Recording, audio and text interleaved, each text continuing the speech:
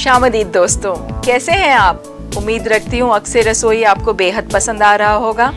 भाई अभी तो सिर्फ शुरुआत है, आगे आगे देखिए होता है क्या। जैसा कि आप सब जानते हैं, इस सीरीज की शुरुआत हम मुगलई खानों से कर रहे हैं। आज हम आपको एक नई मुगलई डिश सिखाएंगे, कलियाए नारंज।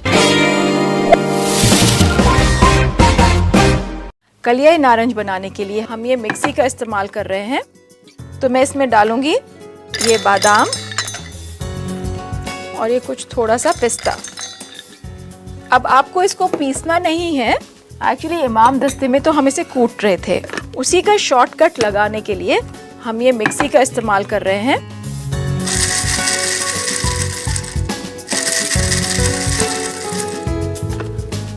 ताकि हमें मिले ये इस तरह कुटा हुआ पिस्ता और बादाम। और इसको यहाँ निकाल लूँगी एक बोल में। ये हमारे काम आएगा कबाब के भरने में। इसके बाद हम गरम करेंगे पैन को और इसमें हम डालेंगे कुछ ये थोड़ा सा घी। मैं आपको दिखाना चाहूँगी, ये हमने कुल मिला के 750 ग्राम गोश्त लिया है, उसके आधे का कीमा बनाया है, बाकी हम इसको पैन में गरम करेंगे। इसके लिए हमें ज़रूरत पड़ेगी 3 बड़े प्याज जो कि हमने बहुत महीन काटे हैं और इसको फ्राई करेंगे हम।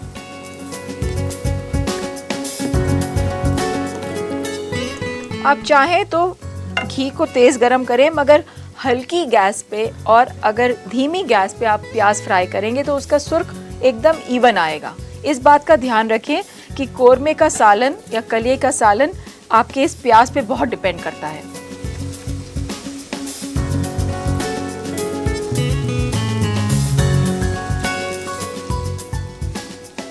जैसा कि दोस्तों आप देख रहे हैं, प्याज बिल्कुल सुर्ख हो गया है। अब इसमें हम डालेंगे गोश्त। बस आप एक दफ़ा हल्के से चलाएं इसे ताकि गोश्त और प्याज आपस में मिल जाएं। अब इसमें हम और डालेंगे साबुत धनिया,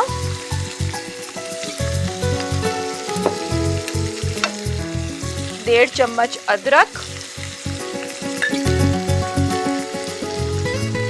नमक हस्बे जायका और इसको हम चलाएंगे। दोस्तों इस बात का ख्याल रखें कि धनिया ना जलने पाए, तो इसको हल्की आंच पे पकाएं और चलाते रहें कुछ वक्त तक। गोश्त का रंग थोड़ा चेंज हो जाना चाहिए। ये भुन गया और अब हम डाल रहे हैं इसमें 1 कप पानी। गोश्त में हमेशा आप ठंडा पानी डालें और चिकन में हमेशा गरम, और इसको रख देंगे पकने धीमी आंच पे।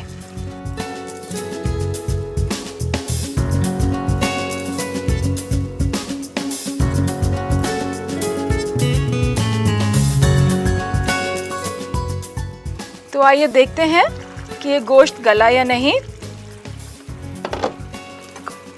गोश्त भी गल गया है और इसका रंग भी चेंज हो गया है। क्योंकि इसमें काफ़ी वक्त लगा, इसको आप चाहें तो प्रेशर कुकर में भी पका सकते हैं। पुराने वक्त में तो खाना अक्सर देगों में पका करता था, इसीलिए हमने भी यही कोशिश की है कि हम उस रेसिपी को बहुत नज़दीक से ही बनाएं, उसमें कोई बदलाव ना रखें। अब कलिया नारंज बनाने का दूसरा स्टेप देखते हैं और बनाते हैं कोफ्ते। पैन गरम करेंगे, उसमें डालेंगे थोड़ा सा घी।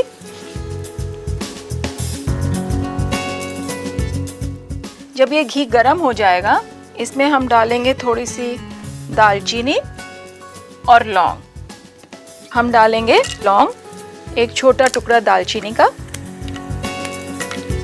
आप देख रही हैं कि ये काफ़ी तेज़ हो गया है। और हम डालेंगे कटा हुआ लहसुन। इसको अच्छी तरह फ्राई कर लें। इसको हल्का गोल्डन ब्राउन करने के बाद इसमें डालते हैं हम कीमा।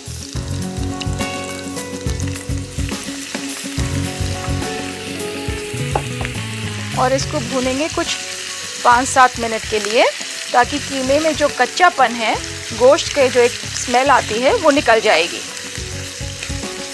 कीमे का आप ध्यान रखें कि कीमा बहुत मोटा नहीं हो। बहुत मोटा होने से कोफ्ते फट जाते हैं, और फैट भी बहुत ज़्यादा ना लें। तो ये सब आपको ध्यान रखना पड़ेगा गोश्त खरीदते वक्त। और अगर आप घर में निकाल रहे हों तो देख लीजिएगा फैट हटा के ही आप गोश्त को कीमा निकालें। ये देखिए इसका रंग चेंज हो रहा है, और इसे 5-7 मिनट हम यूं ही भूनेंगे। दोस्तों, मेरी आपसे एक गुजारिश है कि कीमा भूनते वक्त कीमा किसी भी स्टेज पे लगने ना पाए। अगर एक बार कीमा जल गया तो आपकी सारी डिश खराब हो जाएगी। मैं इसमें अब डाल ले रही हूँ ये कोई आधा कप पानी, और इसे गलाने रख देंगे।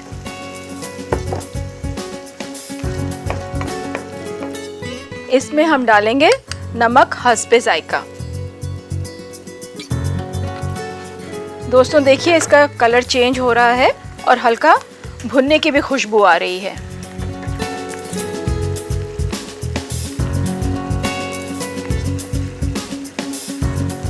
तो दोस्तों देखिए ये कीमा तैयार हो गया है। आप इस बात का ध्यान रखें कि कीमा अच्छी तरह भुन जाए, और इसका रंग भी थोड़ा चेंज हो गया है। और इस कीमे को आप ठंडा कर लें। कलिया नारंज बनाने के लिए हम इस कीमे को पीस कर इसके कोफ्ते बनाएंगे। तो देखिए ये कीमा हमारा ठंडा हो गया है। इसे अब हम मिक्सी में पीसेंगे, और उसके लिए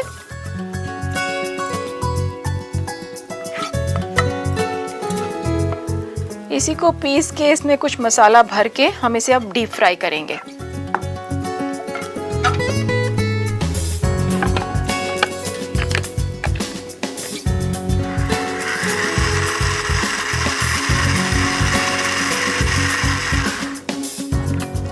इससे पहले एक बार आप चेक करें। देखिए हाथ से आपके बिल्कुल महीन होना चाहिए। इसमें आपने जो मसाला फ्राई करा था वो भी पिस जाएगा।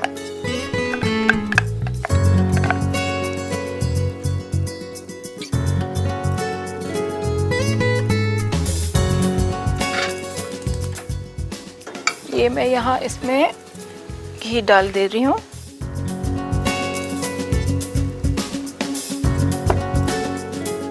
इसमें हम मिलाएंगे चने का भुना हुआ आटा,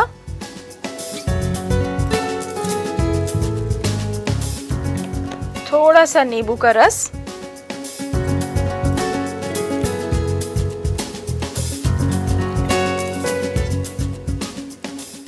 और अंडा।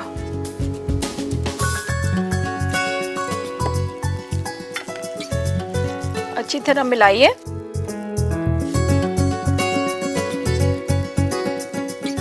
ये हमारा कीमा तैयार हो गया। अब इसमें हम भरेंगे थोड़ा सा बादाम और पिस्ता। दोस्तों मैं चाहूँगी कि आप अपने नज़दीक ही रखें एक पानी का बोल, ताकि कोफ्ते बनाने में आपको आसान रहे। आमूमन कीमा हाथों पे चिपक जाता है और कोफ्ता बनाना ज़रा सा मुश्किल हो जाता है। इसको आपने बस हल्का सा एक शेप देनी है।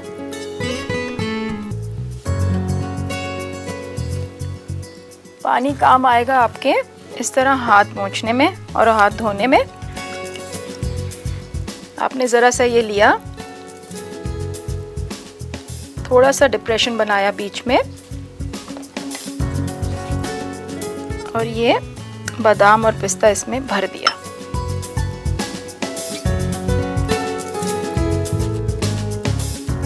तो दोस्तों ये तैयार हुए हमारे कोफ्ते, और देखते हैं घी गरम हुआ या नहीं।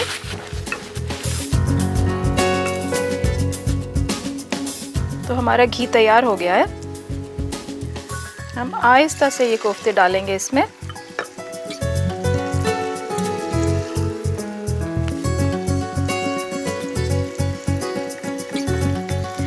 क्योंकि ये पका हुआ है, हमें ज़्यादा पकाने की ज़रूरत नहीं है, सिर्फ एक कलर या एक कोटिंग देना है हमें। दोस्तों देख लें, अगर आपका कोफ्ता फटता हो तो थोड़ा सा आप चने का पाउडर और डाल दें, मगर ज़्यादा चने के पाउडर डालने से भी आपके कोफ्ते सूख जाते हैं। दोस्तों देखिए हमारे कोफ्ते तैयार हो गए हैं। इन्हें निकालेंगे हम एक प्लेट में।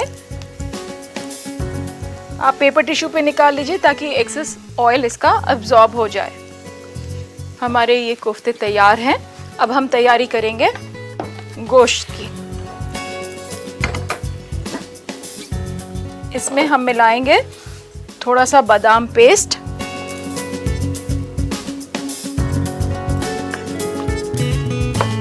तो दोस्तों इसमें मैं डालूंगी 1.5 से 2 चम्मच राइस पाउडर, जो कि मैंने पहले से पानी में भिगोया हुआ था। इसको एक उबाल दीजिए। ये सब हम इसलिए कर रहे हैं क्योंकि इसकी ग्रेवी थोड़ी गाढ़ी हो जाए। ज़रा सा पकने के बाद हम इसमें डालते हैं 1 चम्मच केसर का पानी।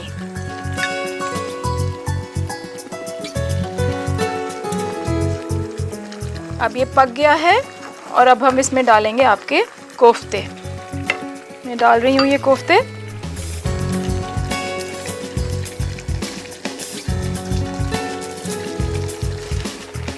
एहतियात बरतें कि कोफ्ता ज़्यादा ना पलटे क्योंकि कीमा वैसे ही बहुत सॉफ्ट है इसका। ज़रा सा एक उबाल आने पे आप इसे बंद कर दें और गर्मा गर्म परोसें रोटी या फुलके के साथ। मैं इसको इस बोल में लगाती हूँ और थोड़ी इसकी गार्निशिंग करते हैं।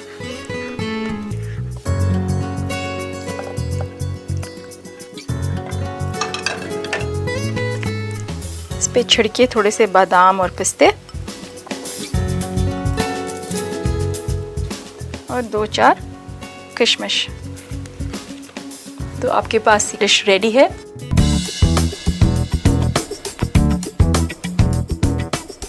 तो आइए देखते हैं एक बार फिर कलिया नारंज बनाने का तरीका। आप चाहें तो इसे लिख भी सकती हैं।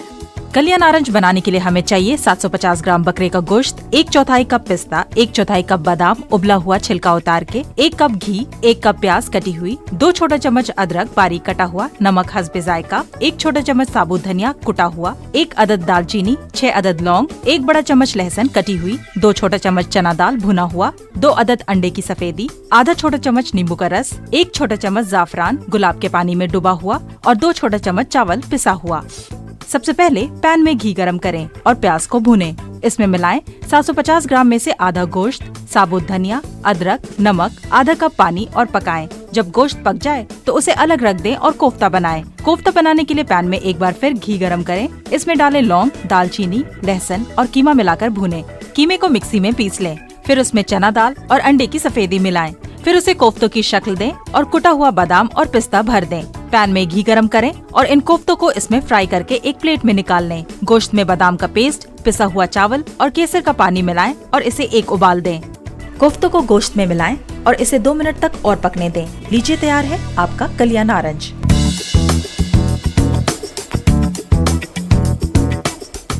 तो वक्त है अब एक ब्रेक पे जाने का। दोस्तों लेते हैं एक छोटा सा ब्रेक। आप कहीं मत जाइएगा, बस मैं यूं गई और यूं आई। ब्रेक के बाद आप सभी दोस्तों का एक बार तहे दिल से इस्तकबाल है। भाई जब किसी का तहे दिल से इस्तकबाल करते हैं तो वाकई तहे दिल से होना चाहिए।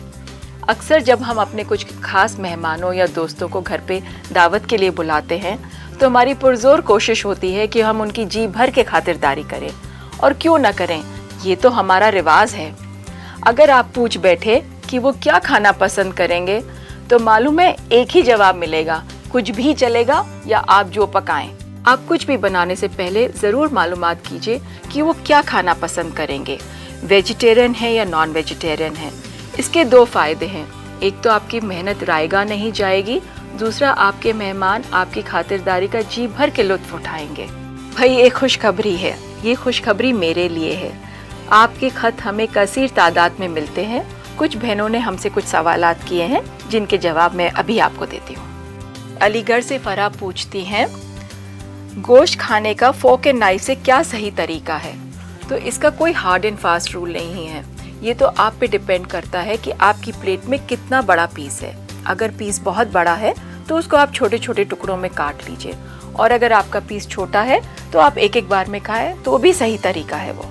हैदराबाद से नाजिया लिखती हैं कि उन्हें शो बहुत पसंद है, उसके लिए मैं उनका शुक्रिया अदा करती हूँ। उनका सवाल है मटर उबालने का क्या बेहतर तरीका है? तो मटर क्या और भी कोई आप हरी सब्जी जब भी कोई उबालें तो उसमें क्लोरोफिल होता है। जितनी ग्रीन वेजिटेबल्स होती है उसमें एक एलिमेंट होता है जिसको हम क्लोरोफिल कहते हैं। वही आपको ग्रीननेस या ताजगी देते हैं सब्जी के लिए। उसको बचाने का एक ही तरीका है कि आप जब भी कोई सब्जी उबालें उसे खुले बर्तन में उबालें, उसे ना ढकें और एक चुटकी चीनी डाल दें। लखनऊ से सना पूछती हैं कि वो जब भी केला चाकू से काट के रखती हैं तो वो काला पड़ जाता है। तो सना, मैं आपको ये सलाह देना चाहूँगी, आप जब भी केला काट के रखें उस पर हल्का सा नींबू मल दें। आपका केला कभी काला नहीं पड़ेगा और बच्चे शौक से खाएंगे। भाई ये तो था आपका सवाल। मैं लेती हूँ एक छोटा सा ब्रेक। अब आपने कलिया नारंग बनाना सीख ही लिया है तो नहीं चाहेंगे अपने मेहमानों को कुछ मीठा खिलाना? इसमें फिक्र की क्या बात है, मैं हूं ना आपके साथ। तो चलिए बनाएं आज की स्वीट डिश पाइनएप्पल संदेश।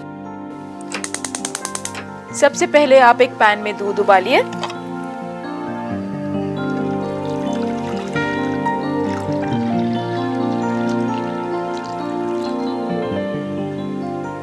और इसके उबलने तक आप ये नींबू का रस तैयार कर लें। और बाकी चीज़ों से भी मैं आपको इंट्रोड्यूस करा देती हूँ।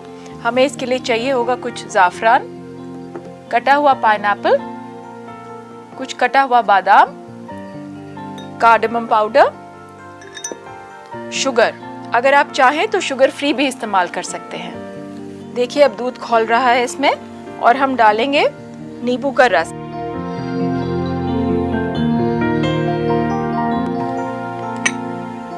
आप किनारे से देख रही हैं कि ये दूध फटना शुरू हो गया। दोस्तों, अगर फुल क्रीम मिल्क होगा तो उसके पनीर का जायका ही कुछ और होता है। कोशिश करके आप फुल क्रीम मिल्क ही लें क्योंकि टोन मिल्क में वो पनीर नहीं बनेगा। ये अब हमारा पनीर तैयार हो गया है और इसे हम मसलिन क्लॉथ में टांकेंगे कुछ वक्त के लिए ताकि इसका पानी निकल जाए। एक उबाल और देंगे। उबाल देने के बाद ये गैस बंद कर रहे हैं। इसे हम मसलिन क्लॉथ में छानेंगे। एक बड़े बोल में, किसी भी बड़े बर्तन में आप ये कपड़ा बिछाएं और ये पका हुआ पनीर इसमें डाल दें। दोस्तों एहतियात बरतिए, काफ़ी गर्म होता है ये।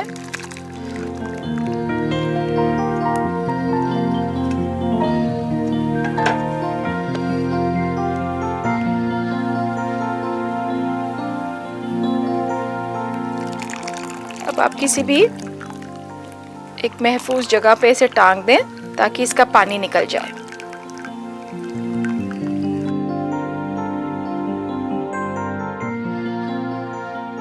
एक सरसरी तौर पे आपको दिखा दूं कि ये इस तरह के इस शक्ल में बन जाएगा। इसको मिक्सी में लेंगे। आप चाहे तो हाथ से करें मगर मिक्सी में ज़रा जल्दी हो जाता है।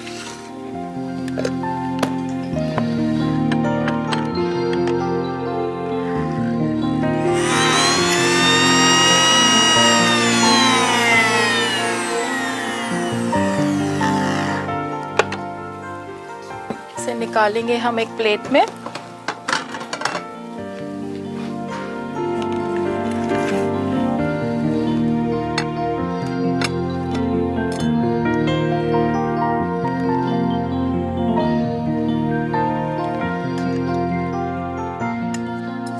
आप देख ही रही हैं कितना आसान है ये बनाना। अब इसमें हम मिलाएंगे थोड़ा केसर का पानी,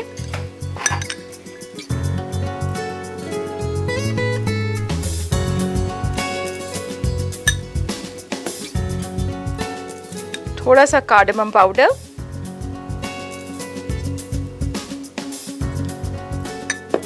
आप चाहें तो चीनी मिलाएं, नहीं तो शुगर फ्री भी एक ऑप्शन है, मगर मैं चीनी मिला रही हूं।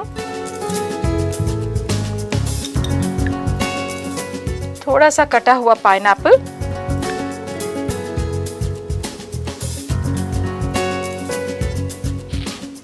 और थोड़ा कटा हुआ बादाम।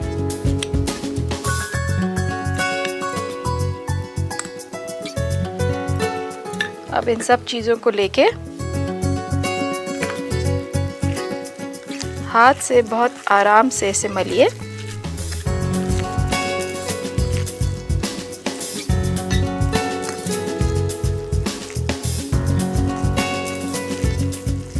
बस एक ही चीज़ आपको ध्यान रखनी है कि ये स्मूथ होना चाहिए, बिल्कुल मुलायम।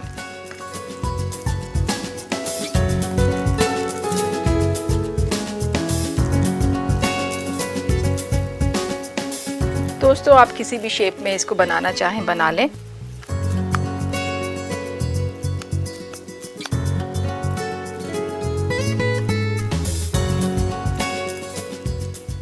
आपका पाइनएप्पल संदेश तैयार है।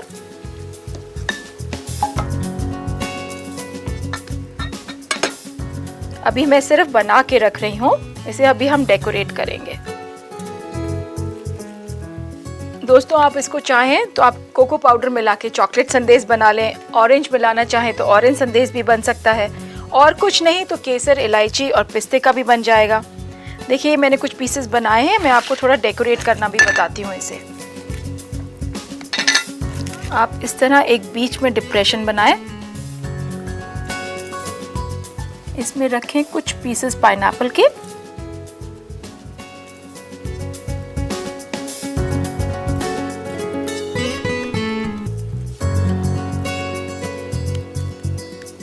अब मैं इस पे डालूंगी थोड़ी सी केसर,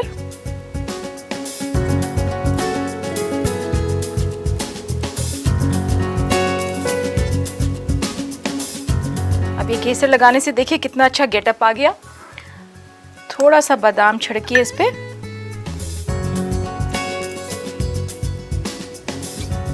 एक और डिजाइन मैं आपको बताती हूँ। आप इस तरह बना के इसको बादाम में रोल कर लीजिए।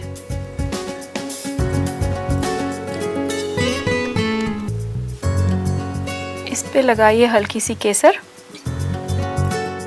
तो ये तैयार हो गया आपका पाइनएप्पल संदेश।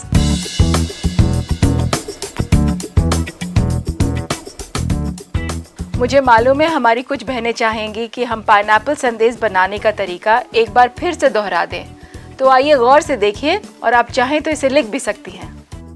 पाइनएप्पल संदेश बनाने के लिए हमें चाहिए 1 लीटर दूध, आधा कप नींबू का रस, 2 छोटा चम्मच चीनी, 1 छोटा चम्मच जाफरान दूध में भिगोया हुआ, 1 छोटा चम्मच छोटी इलायची पाउडर, 3 छोटा चम्मच बादाम बारीक कटा हुआ और 2.5 छोटे चम्मच अनानास कद्दूकस किया हुआ।